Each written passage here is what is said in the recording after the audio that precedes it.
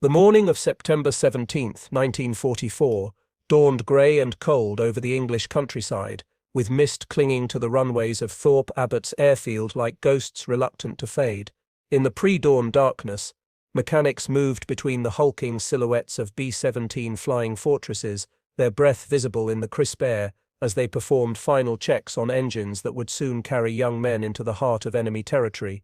The sound of their work, metal against metal, the soft murmur of voices, the distant rumble of engines warming, created a symphony of preparation that had become as familiar as morning prayers to the men of the 100th Bomb Group.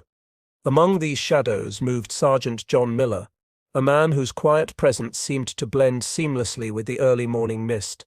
At 23 years old, Miller carried himself with the unhurried confidence of someone who had learned to find peace in the eye of the storm. His hands, calloused from years of handling mail sacks in rural Pennsylvania, now moved with practiced precision as he checked his tailgun position aboard the B-17 nicknamed Postal Express, a name chosen by his crewmates in honor of his former profession as a mailman in the small town of Millfield. The irony of his journey from delivering letters to delivering death was not lost on Miller, though he rarely spoke of such things. In the months since joining his crew, he had developed a reputation for his quiet demeanor and uncanny ability to spot enemy fighters before anyone else. What his fellow airmen did not know, what no one would know for 70 years, was that the soft-spoken former postal worker possessed an extraordinary gift for marksmanship that would make him the most lethal aerial gunner in the history of the United States Army Air Forces. As the crew gathered for their pre-mission briefing, Miller took his usual seat in the back of the room, listening as the intelligence officer pulled back the curtain to reveal their target for the day, the industrial complex at Cologne, deep in the heart of Germany. The collective intake of breath that followed was audible. Cologne meant a long flight over heavily defended territory, past countless flak towers and fighter bases, through airspace that had claimed hundreds of American bombers and thousands of American lives. The briefing continued with mechanical precision, covering weather conditions, expected fighter opposition, and the usual reminders about formation flying and radio discipline. But Miller's attention had already shifted to the mental preparation that had become his ritual before each mission. He closed his eyes and visualized the approaches enemy fighters might take, calculating angles and deflection shots with the same methodical care he had once used to sort mail by postal routes. In his mind he could already see the sleek silhouettes of Messerschmitt 109 size and Focke-Wulf 190 says diving from above, their yellow noses gleaming in the sunlight as they prepared to tear into the American formation. What none of the men in that briefing room could have imagined was that before the day ended, Miller would face the most intense aerial combat of his career, a running battle over the skies of Germany that would see him engage 12 enemy fighters simultaneously while protecting his bomber and crew. Nor could they have foreseen that due to a tragic administrative error, his extraordinary achievements that day, like all his previous victories, would be credited to other members of his crew, beginning a bureaucratic cover-up that would last for 7 decades. The mission began like so many others, with the thunderous roar of 4 Wright R-1820 engines coming to life in sequence, sending vibrations through the aluminum skin of the bomber that could be felt in every rivet and wire. Miller settled into his position in the tail section, surrounded by the mechanical maze of oxygen systems, ammunition feeds, and the twin .50 caliber machine guns that had become extensions of his own body. From this isolated perch, separated from his crewmates by the length of the aircraft, he served as the eyes and guardian of their vulnerable rear approach.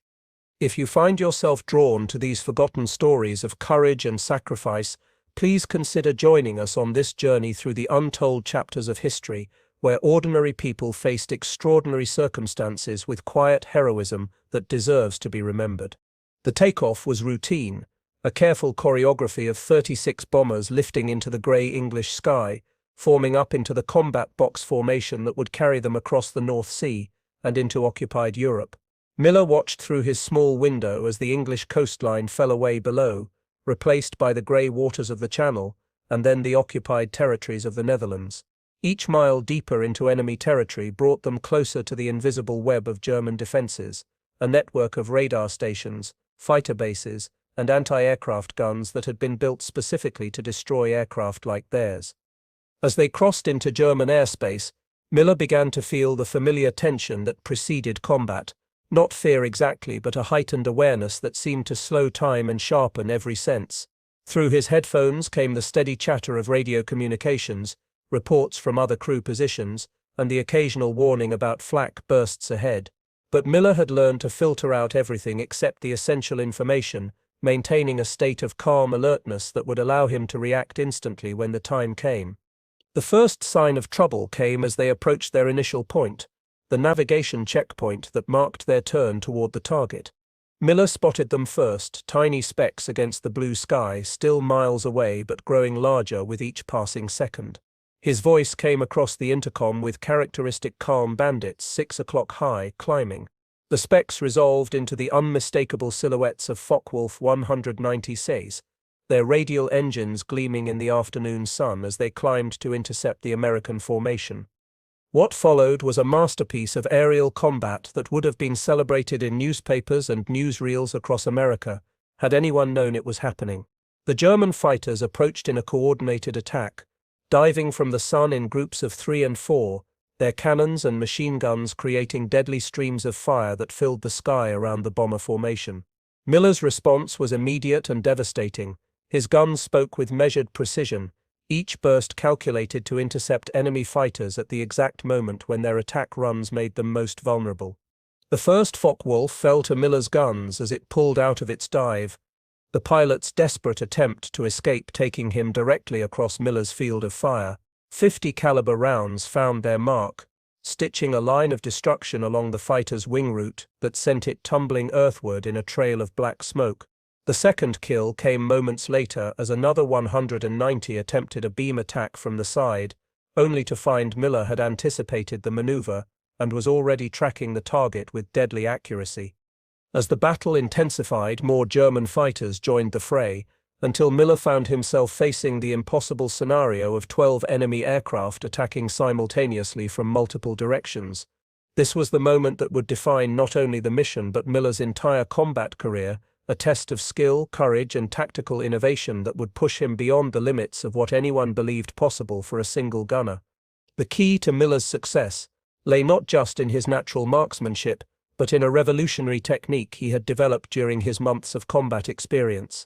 While traditional gunnery training emphasized tracking targets and firing in bursts, Miller had perfected what he privately called the swing lead method, a complex system of deflection shooting that allowed him to engage multiple targets in rapid succession by calculating their future positions rather than simply following their current flight paths. The fourth and fifth kills followed in rapid succession, as Miller demonstrated an almost supernatural ability to predict enemy movements and place his fire exactly where the targets would be rather than where they appeared to be. Years of sorting mail had given him an unconscious understanding of patterns and sequences, skills that translated perfectly to the three-dimensional chess game of aerial combat. Each enemy fighter that entered his engagement zone faced a gunner who could think 3 moves ahead, calculating not just where to aim but when to fire for maximum effect. As the German fighters swarmed around the bomber formation like angry hornets, Miller's guns moved with fluid precision, each shot placed with the mathematical certainty of a master craftsman.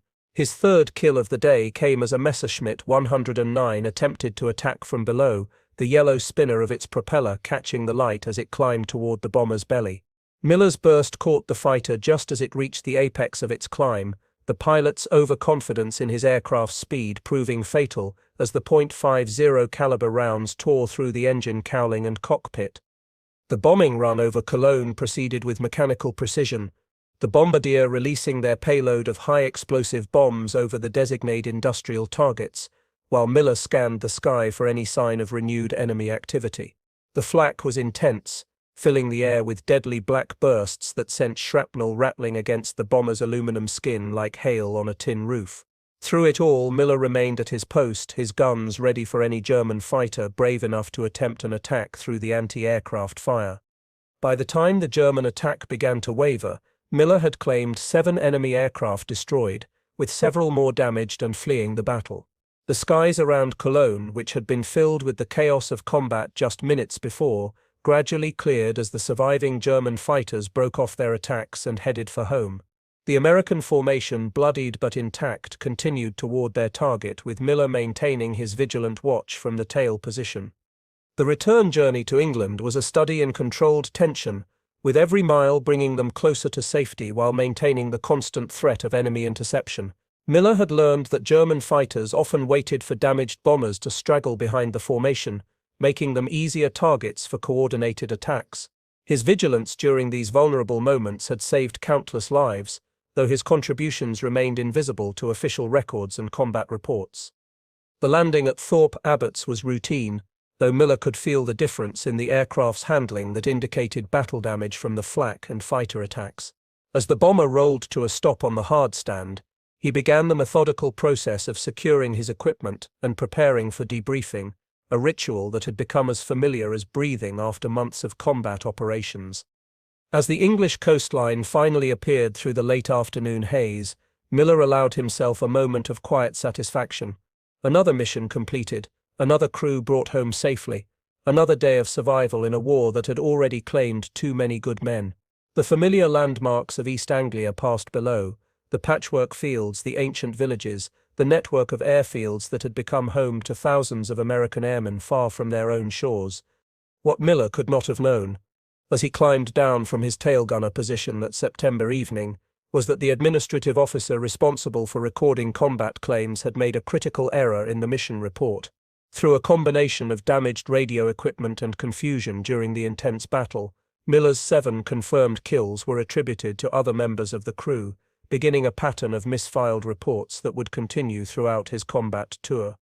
The story of how these records were finally discovered begins not in the archives of the Air Force or the National Museum, but in the quiet persistence of a military historian named Dr. Sarah Chen, whose grandfather had served as a radio operator in the 100th Bomb Group during the same period as Miller's combat tour. Her research into her family's wartime service led her down a rabbit hole of declassified documents and misfiled reports that would eventually reveal one of the most remarkable untold stories of World War II. The error might have been discovered and corrected under normal circumstances, but the chaos of wartime operations and the constant rotation of personnel meant that such mistakes often went unnoticed until much later, if they were noticed at all. Miller himself, with his characteristic modesty and focus on crew rather than individual achievement, never pressed for recognition of his personal contributions, preferring to see each successful mission as a team effort rather than an opportunity for individual glory. In the decades that followed, as military historians compiled records of aerial combat during World War II, John Miller's name appeared nowhere in the official tallies of fighter aces or top-scoring gunners. His extraordinary achievements remained buried in classified mission reports, filed away in forgotten archives where they would remain hidden for 70 years, like buried treasure waiting for the right combination of curiosity and determination to bring them back to light. But on that September evening in 1944, as Miller cleaned his guns and prepared for another night's rest before the next mission, he was simply a young man doing his job with quiet competence, unaware that his actions that day had made him the most lethal aerial gunner in American military history, and equally unaware that this achievement would remain hidden for the next 7 decades.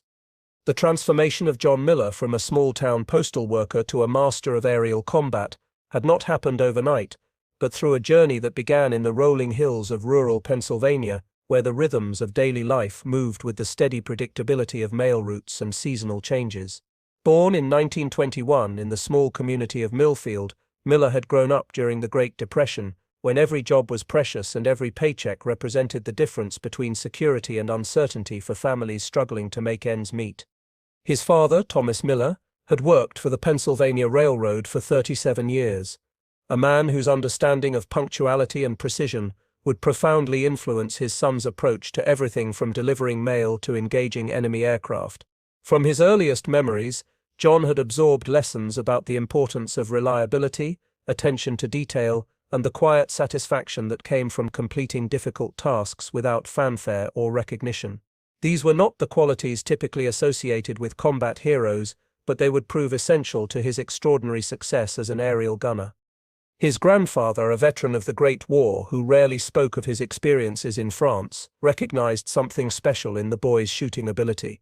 During long afternoons spent hunting rabbits and groundhogs in the fields around Millfield, He taught John not just how to hit targets, but how to think like a marksman, to understand the relationship between breathing, heartbeat, and trigger control, to calculate the effects of wind and elevation, and most importantly, to develop the patience necessary for truly accurate shooting. The Miller family home sat on a small rise overlooking the Susquehanna River Valley, where morning mist would gather like a protective blanket over the farms and small communities that dotted the landscape. It was here that John first learned to shoot, using an old .22 rifle. His grandfather had given him for his 13th birthday. The lessons began with safety and respect for the weapon, but gradually evolved into an exploration of marksmanship that revealed John's natural gift for judging distance, wind, and timing. These skills served John well during his years as a postal carrier, though in ways that were not immediately obvious.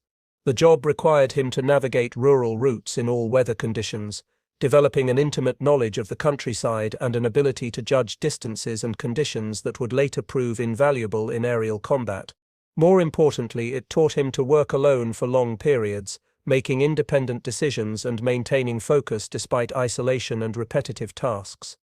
The attack on Pearl Harbor found John Miller sorting mail in the Millfield post office, listening to radio reports of the Japanese assault with the same quiet attention he brought to all his responsibilities.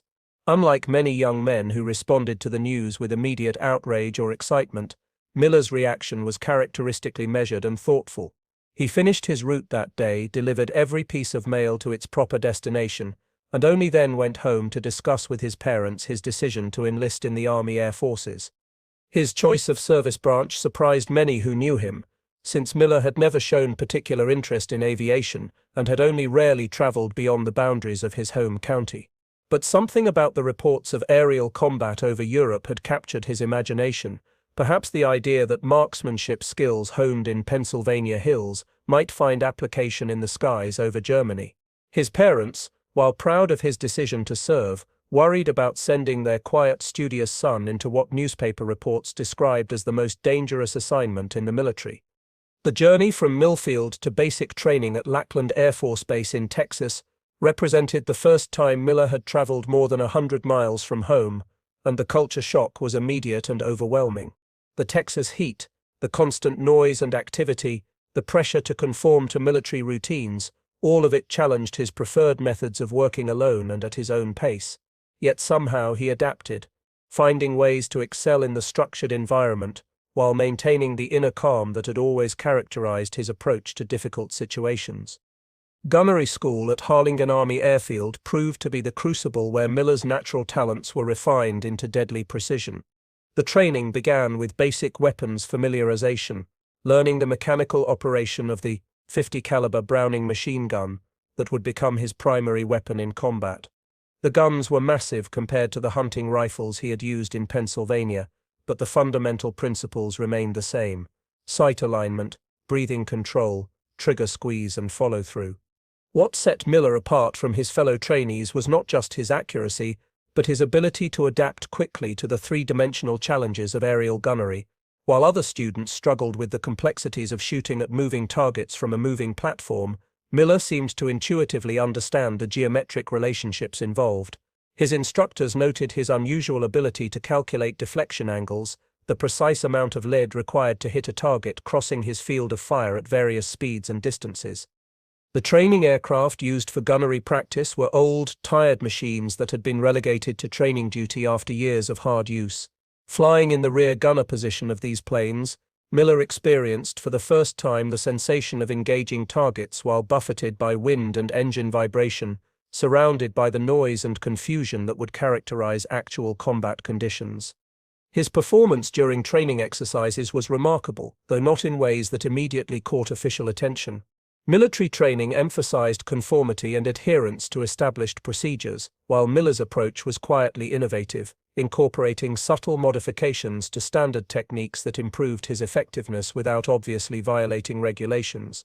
His instructors recognized his exceptional skill, but assumed it was simply the result of natural talent combined with dedicated practice. The assignment to B-17 crew training at MacDill Army Airfield in Florida marked Miller's introduction to the aircraft that would become his home for the next year of combat operations. The Flying Fortress was a technological marvel of its time, a four-engine bomber designed to carry large bomb loads deep into enemy territory while defending itself against fighter attacks. For Miller, assigned to the tail gunner position, it represented both opportunity and isolation, the chance to use his skills in defense of his crewmates, but from a position that separated him from the rest of the crew by the full length of the aircraft. The crew assignment process was supposed to be random, bringing together men from different backgrounds and specialties to form cohesive bombing teams. In practice, it often seemed guided by invisible forces that matched personalities and skills in ways that defied explanation. Miller found himself assigned to a crew led by Lieutenant Robert Patterson, a pilot from Ohio whose steady competence and unflappable demeanor matched Miller's own approach to high-pressure situations. The other crew members came from across America: a bombardier from California, a navigator from New York, a radio operator from Iowa, waist gunners from Texas and Michigan, and an engineer from Massachusetts. They were typical of the young men who volunteered for hazardous duty with bomber crews, motivated by patriotism, adventure, or simply the desire to serve in what they considered the most important military mission of their generation. The tail position offered certain advantages: an unobstructed field of fire covering the aircraft's most vulnerable approach angle, and the ability to observe enemy fighter tactics without the distraction of friendly aircraft movements. But it also presented unique challenges, including limited ammunition capacity, restricted movement within the tight confines of the tail compartment, and the psychological pressure of knowing that he was often the only thing standing between enemy fighters and his crew. Training with his permanent crew involved months of intensive preparation, learning to work together under conditions that simulated combat as closely as possible without actually being shot at by enemy fighters. For Miller, this meant countless hours of practice with his tail guns, learning the specific handling characteristics of his weapons and the unique challenges of the tail gunner position. Unlike other gunner positions that allowed some interaction with nearby crew members, the tail gunner worked in complete isolation, dependent entirely on radio communication and his own situational awareness. The crew's final training exercise took place over the Gulf of Mexico, a simulated mission that included all the elements they would encounter in actual combat, except enemy fire. For Miller, it was an opportunity to test his equipment and procedures under realistic conditions, while building the communication patterns and mutual trust that would be essential for survival in combat. His performance during this exercise was flawless, though once again his contributions were seen as part of the overall crew effort rather than individual achievement. This required a level of three-dimensional thinking that went far beyond standard training, incorporating factors like relative speed, angle of approach, and the flight characteristics of different enemy aircraft types. Miller spent hours studying intelligence photos and recognition materials, memorizing not just the appearance of German fighters, but their performance capabilities and typical attack patterns. This knowledge would prove essential in combat, allowing him to anticipate enemy movements and position his fire accordingly. During training exercises, Miller developed the technical innovations that would later prove so effective in combat. The standard gunnery manual emphasized tracking targets and firing in sustained bursts, techniques that worked well against predictable targets, but proved less effective against the rapid, unpredictable maneuvers of experienced fighter pilots. Miller experimented with shorter bursts and more precise timing, learning to fire not at where enemy aircraft were but where they would be when his bullets reached them. As their training period drew to a close, the crew received orders for overseas deployment to England, where they would join the 8th Air Force in the strategic bombing campaign against Germany. The news was met with a mixture of excitement and apprehension, as each crew member contemplated the transition from training exercises to actual combat against an experienced and determined enemy. For Miller, it represented the culmination of a journey that had begun in the peaceful hills of Pennsylvania and would continue in the dangerous skies over occupied Europe. These letters, discovered decades later among his personal effects, reveal a thoughtful and introspective young man who understood the gravity of his situation while maintaining confidence in his ability to serve effectively. He wrote about his crew members with genuine affection, describing their individual strengths and the sense of mutual dependence that had developed during training. More significantly, he wrote about his determination to bring them all home safely, a responsibility he felt deeply despite his relatively junior rank within the crew hierarchy. The ocean voyage to England provided a final period of preparation and reflection before entering combat, as thousands of American airmen made the crossing aboard converted passenger liners that had been hastily modified to transport military personnel. Miller spent much of the voyage studying technical manuals and reviewing intelligence reports about German fighter tactics, while also writing letters home to his parents and the young woman he had left behind in Millfield. The arrival in England marked the beginning of Miller's combat career, though the transition from training to operational status would prove more gradual than he had expected. The newly arrived crew was assigned to the 100th Bomb Group at Thorpe Abbotts, a unit that had already earned a fearsome reputation for both its aggressive tactics and heavy casualties. The veteran airmen who greeted them were friendly but reserved, understanding that new crews faced a steep learning curve and that not all of them would survive long enough to become experienced combat veterans. The barracks where Miller and his crew were assigned had housed dozens of previous aircrew members, many of whom had not returned from their combat tours. Personal belongings left behind by missing airmen created a sobering reminder of the dangers they would face, while also providing practical items like warm clothing and survival equipment that had been accumulated through hard-won experience. Miller's first impression of England was of a country that had been at war for too long, where every aspect of daily life had been modified to support the war effort. The airfield itself was a hive of constant activity, with bombers taking off and landing at all hours, mechanics working around the clock to keep aircraft operational, and the ever-present awareness that each mission might be the last for some of the men who participated in it. As Miller settled into his tail gunner position for that first mission, surrounded by the familiar sounds and vibrations of the B-17 in flight, he could not have imagined that he was beginning a combat career that would establish him as the most effective aerial gunner in American military history. The administrative errors that would hide his achievements had not yet occurred. The tactical innovations that would make him so deadly were still evolving, and the battles that would test his skills to their limits still lay ahead in the dangerous skies over Nazi Germany. Miller's approach to preparing for combat operations reflected the same methodical attention to detail that had characterized his work as a postal carrier. He studied maps of the routes they would fly, memorized the locations of German fighter bases and flak concentrations, and spent hours with his guns, learning their individual quirks and characteristics. Most importantly, he developed the mental routines that would help him maintain effectiveness under the stress of actual combat. The first combat mission was scheduled for a relatively easy target, a submarine base on the French coast that could be reached with minimal time over enemy territory. For Miller and his crew, it represented their introduction to the realities of war, while for the experienced crews who flew alongside them, it was simply another day in a grinding campaign that had already lasted for months and showed no signs of ending soon. The evolution of John Miller from competent trainee to master of aerial combat began with his first encounter with enemy fire over the submarine pens at Saint-Nazaire, a target that had been chosen specifically because it offered newly arrived crews a relatively gentle introduction to combat operations.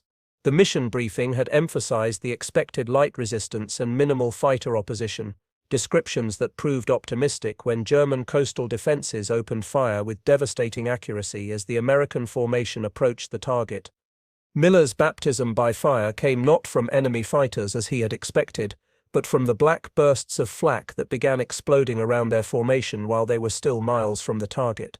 The sound was unlike anything from training, sharp cracks that seemed to come from inside the aircraft itself, followed by the metallic patter of shrapnel fragments striking aluminum skin.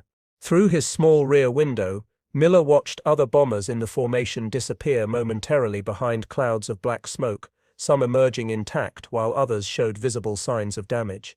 The psychological impact of being shot at for the first time was something no amount of training could fully prepare aircrew members to handle. Miller felt his heart rate increase and his breathing become shallow, natural responses that he had been warned about and trained to control. Drawing on the mental discipline learned during long hours of hunting in Pennsylvania, he forced himself to breathe slowly and maintain his scan of the sky behind their aircraft, knowing that German fighters often used flak as cover for coordinated attacks. The engagement lasted less than 30 seconds, but it provided Miller with his first lesson in the vast difference between training scenarios and actual combat. The German fighters approached with professional competence, using cloud cover and sun position to mask their movements until the last possible moment. Their attack was coordinated and aggressive, with each pilot focusing on a specific bomber while maintaining formation discipline that spoke of extensive experience and training. His first sight of enemy fighters came as the formation completed its bombing run and began the turn for home. 3 Focke-Wulf 190 SES emerged from a cloud bank, their yellow nose spinners glinting in the afternoon sun as they positioned themselves for a stern attack on the American bombers. Miller's voice came across the intercom with forced calm, reporting the contact while his hands moved automatically to charge his guns and adjust his sight settings. Miller's response was instinctive, drawing on months of practice but adapting instantly to the reality of enemy aircraft that maneuvered with deadly intent rather than the predictable patterns of training targets. His first burst was too conservative, falling behind the lead Focke-Wulf as it crossed from left to right in a high-speed pass. The second burst, fired at the trailing fighter in the German formation, came closer but still failed to achieve solid hits on the rapidly maneuvering target. The German attack broke off after their initial pass, the fighters disappearing as quickly as they had appeared, leaving Miller with mixed feelings of relief and frustration. Relief that his aircraft and crew had survived their first encounter with enemy fighters, but frustration that his shooting had not matched the standards he had achieved in training. The experience provided valuable lessons about the challenges of aerial combat that would influence his approach to every subsequent engagement. During the debriefing that followed their return to Thorpe Abads, Miller listened as other crew members described their observations of the mission, including several claims for damaged enemy aircraft that could not be confirmed due to the confusion and speed of the engagement. The intelligence officer recorded each claim carefully, though Miller noticed that the administrative process seemed somewhat haphazard, with reports being filed based on crew member statements rather than rigorous verification procedures. This first mission established patterns that would characterize Miller's entire combat tour: meticulous preparation, calm performance under fire, and a tendency to understate his own contributions while focusing on crew effectiveness and mission success. His gunner's report for the mission was typically modest, noting the enemy contact and his response without claiming any specific results, an approach that would later contribute to the systematic under-recording of his achievements. The second mission, flown just 3 days later against a synthetic oil plant in the Roof Valley, provided Miller with his first confirmed victory against enemy fighters. The target was much deeper in German territory, requiring a long flight over heavily defended industrial areas where Luftwaffe fighters had numerous opportunities to intercept the American formation. The mission briefing warned of expected heavy fighter opposition, with intelligence reports indicating that several experienced German squadrons were based within range of the target. The German response was immediate and overwhelming, with fighters rising to meet the American formation while it was still crossing the Rhine River. Miller counted at least 24 enemy aircraft in the initial assault, a mixture of Messerschmitt 109 SE and Focke-Wulf 190 SE, attacking in coordinated waves designed to overwhelm the bombers' defensive fire, the sky filled with tracer rounds and the smoke trails of damaged aircraft, while radio communications became a chaotic mixture of warnings, instructions, and calls for help. Miller's opportunity came when a lone Messerschmitt 109 attempted to attack their bomber from directly astern, approaching in a long, shallow dive that brought it squarely into his field of fire. Unlike his previous encounter with enemy fighters, this attack developed slowly enough for Miller to track the target carefully and calculate the proper lead angle. His burst was perfectly timed, catching the German fighter just as it committed to its attack run and could not easily maneuver away. The .50 caliber rounds struck the Messerschmitt's engine cowling and cockpit area, producing immediate results that were visible to other crew members, as well as Miller himself. The enemy fighter's engine began trailing black smoke, followed by flames that spread rapidly along the fuselage. The pilot's attempt to bail out was successful, his parachute opening just as his aircraft began its final plunge toward the German countryside below. The confirmation of Miller's first aerial victory was straightforward, witnessed by multiple crew members and occurring close enough to their aircraft that there could be no doubt about the results. During the mission debriefing, his kill was properly recorded and credited, beginning what should have been an official tally of his combat achievements. However, the administrative officer responsible for consolidating mission reports made a critical error in transcribing crew positions, a mistake that would have profound consequences for Miller's historical recognition. The third mission revealed the tactical innovation that would become Miller's signature contribution to aerial gunnery. Flying against aircraft factories in Schweinfurt, the crew encountered the most intense fighter opposition they had yet faced, with German pilots demonstrating new attack patterns designed to exploit weaknesses in bomber defensive formations. Traditional gunnery techniques which emphasized sustained fire at targets crossing the gunner's field of view proved inadequate against fighters that approached in rapid, unpredictable maneuvers. Miller's innovation went unrecognized in official circles, partly because he lacked the technical vocabulary to describe what he was doing in terms that training manuals could incorporate. His mission reports continued to be models of modest understatement, focusing on results rather than methods and crediting crew coordination rather than individual brilliance. This approach, while admirable from a personal standpoint, meant that his tactical discoveries remained his personal secret rather than knowledge that could be shared with other gunners. Miller's breakthrough came during a chaotic engagement with 6 Focke-Wulf 190 SETHs that attacked simultaneously from different angles, creating a tactical situation that conventional gunnery doctrine had not anticipated. Instead of attempting to track individual targets with continuous fire, Miller began using short, precisely aimed bursts fired at points where he calculated enemy fighters would be rather than where they currently appeared. This required split-second timing and an intuitive understanding of enemy flight patterns that went far beyond standard training. The technique worked brilliantly, allowing Miller to engage multiple targets in rapid succession while conserving ammunition and maintaining accuracy. During the Schweinfurt mission, he claimed 3 confirmed victories using this method, each kill occurring so quickly that other crew members had difficulty following the action. The German fighters, accustomed to facing predictable defensive fire patterns, found themselves flying into precisely placed bursts that seemed to anticipate their every maneuver. The 4th and 5th missions, flown against targets in occupied France and the Netherlands, allowed Miller to refine his techniques against less experienced German pilots who had been rushed into combat to replace mounting losses. These engagements provided opportunities to experiment with variations of his swing lead method, adapting his approach to different types of enemy aircraft and attack patterns. His success rate continued to improve, with multiple confirmed victories on each mission. By this point, Miller had established himself as the most effective member of his crew, though his contributions were often overshadowed by the more visible achievements of pilots and bombardiers, whose roles brought them greater recognition. His quiet competence and consistent results earned the respect of his crewmates, who began to feel increasingly confident in their aircraft's defensive capabilities. This confidence translated into better performance throughout the crew, as each member could focus on his specific responsibilities while trusting Miller to handle threats from their most vulnerable quarter. The administrative errors that were systematically hiding Miller's achievements became more pronounced as his combat tour continued. The combination of damaged radio equipment, confusion during intense battles, and the general chaos of wartime record-keeping created multiple opportunities for mistakes in reporting individual accomplishments. Miller's natural modesty and focus on team results made him less likely than other crew members to press for accurate crediting of his victories, a character trait that inadvertently contributed to the bureaucratic cover-up of his achievements.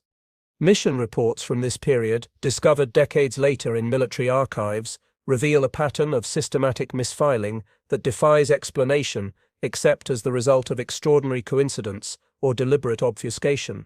Miller's confirmed kills were consistently attributed to other crew members, while his own reports were filed in ways that made them difficult to cross-reference with official victory tallies. The cumulative effect was to render invisible one of the most remarkable combat records in American military history. The 6th through 10th missions of Miller's combat tour took place during the intense period of operations leading up to D-Day, when Allied air forces were systematically destroying German defensive capabilities in preparation for the invasion of Normandy.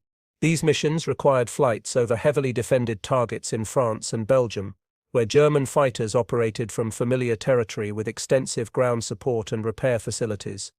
Miller's performance during this crucial period was extraordinary, with multiple confirmed victories on almost every mission and several instances where his defensive fire saved his bomber from what appeared to be certain destruction. His reputation among the aircrews of the 100th Bomb Group began to spread, though always in the informal networks of respect and admiration that developed among combat veterans rather than through official recognition or publicity. One mission during this period stood out for the intensity of the air battles and Miller's extraordinary performance in defending his aircraft. Flying against V-1 rocket sites near Calais, the formation encountered a coordinated attack by 18 German fighters that pressed their attacks with suicidal determination. Miller engaged 7 different enemy aircraft during the course of the battle, claiming 4 confirmed victories and 2 probables while suffering only minor damage to his tailgun position. The engagement was witnessed by crews throughout the formation, creating multiple independent confirmations of Miller's achievements that should have made his record impossible to dispute. However, the same administrative errors that had characterized previous missions continued to plague the reporting process, with Miller's victories being distributed among other crew members through a series of clerical mistakes that seemed almost deliberately designed to obscure his contributions. The tactical situation during the pre-invasion period favored experienced gunners like Miller, as German fighter pilots were under intense pressure to achieve results against overwhelming odds. Many of the veteran Luftwaffe aces had been killed or transferred to other theaters, leaving younger, less experienced pilots to face the massive Allied bombing formations. Miller's ability to anticipate and counter their attack patterns gave him significant advantages in engagements that might otherwise have proven costly for the bomber crews. Instead, Miller completed his 25th mission in administrative obscurity, his achievements hidden in misfiled reports and incorrectly attributed combat claims. His crew celebrated the completion of their tour with the same relief and satisfaction felt by all bomber air crews who survived their required missions, unaware that they had been protected by one of the most remarkable combat records in military history. Miller himself seemed content with their collective survival and success, showing no signs of concern about individual recognition or historical accuracy. As Miller's first combat tour approached its completion, his unofficial tally of aerial victories had reached levels that would normally have resulted in significant recognition and publicity. The Army Air Forces was eager to publicize the achievements of successful gunners as a way of encouraging enlistment and maintaining morale on the home front. Miller's story, a small-town postal worker who had become one of the most effective aerial gunners in the war, would have been perfect material for newspapers and radio programs across America. The opportunity for Miller to transfer to training duties or return to the United States was available after completing his first tour, but he chose instead to extend his combat service for an additional 12 missions. His decision was motivated partly by loyalty to replacement crew members who lacked his experience, and partly by a sense of professional pride in his specialized skills. The extension would provide opportunities for even more remarkable achievements, while also creating additional chances for administrative errors to further obscure his record. The missions flown during the final months of Miller's extended tour were characterized by desperate German resistance and increasingly aggressive fighter tactics. Luftwaffe pilots, operating from bases that were constantly under threat of being overrun by advancing Allied ground forces, adopted high-risk attack patterns designed to achieve maximum damage in minimal time. These tactics played directly into Miller's strengths, as his ability to anticipate enemy movements proved even more effective against pilots who were forced to attack predictably due to tactical constraints. The second phase of Miller's combat career coincided with the Allied advance across Western Europe, as bombing targets shifted from strategic objectives deep in Germany to tactical support for ground forces advancing toward the German border. This change in mission focus created new challenges for bomber crews, as they operated at lower altitudes over rapidly changing front lines where the distinction between friendly and enemy territory could shift by the hour. Miller adapted quickly to these new conditions, developing techniques for engaging enemy fighters in the confused airspace over active battlefields. His experience and judgment proved invaluable in situations where split-second decisions could mean the difference between supporting Allied ground forces and accidentally engaging friendly aircraft. His reputation among replacement crews grew steadily, though always through word-of-mouth recognition rather than official channels. Miller's final confirmed victory occurred during a mission against German armor concentrations near the Rhine River, when a formation of 6 Messerschmitt 109 SE attempted a coordinated attack on the bomber formation. The engagement developed exactly as Miller had learned to expect, with the German fighters approaching in a standard pattern that allowed him to position his fire with deadly precision. His last kill was also his most spectacular, as the enemy fighter exploded in mid-air after Miller's burst ignited its fuel tank, creating a fireball that was visible to crews throughout the formation. By the end of his extended combat tour, Miller had officially completed 37 missions and accumulated what should have been recognized as the highest aerial victory total achieved by any gunner in the European theater of operations. His actual tally, hidden in the maze of misfiled reports and administrative errors, would remain unknown for 70 years, during which time his extraordinary achievements were completely forgotten by military historians and the general public. The completion of Miller's combat service in early 1945 marked the end of one of the most remarkable and tragic stories of administrative incompetence in American military history.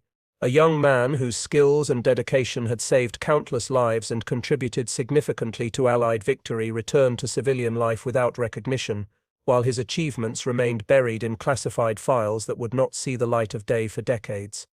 Miller's transition from combat veteran to civilian was typical of millions of American servicemen who returned from World War II to resume lives that had been interrupted by military service. The GI Bill provided opportunities for education and career advancement, while a booming peacetime economy created jobs for veterans who were ready to put their wartime experiences behind them and focus on building families and careers in a world at peace. For Miller, the return to Pennsylvania represented both a homecoming and a new beginning. The young woman who had waited for him throughout his combat tour became his wife in a quiet ceremony that reflected their shared preference for private celebrations over public recognition. The house they bought in Millfield was modest but comfortable, surrounded by the same rolling hills and peaceful landscapes that had shaped Miller's character during his youth. Miller's decision to return to his job as a postal carrier might have seemed anticlimactic to those who knew of his wartime achievements, but it reflected his fundamental understanding of service and duty that transcended the excitement of combat. The work provided stability and purpose while allowing him to contribute to his community in ways that brought quiet satisfaction rather than public acclaim. His route through the Pennsylvania countryside became a daily reminder of the peaceful world his military service had helped to preserve.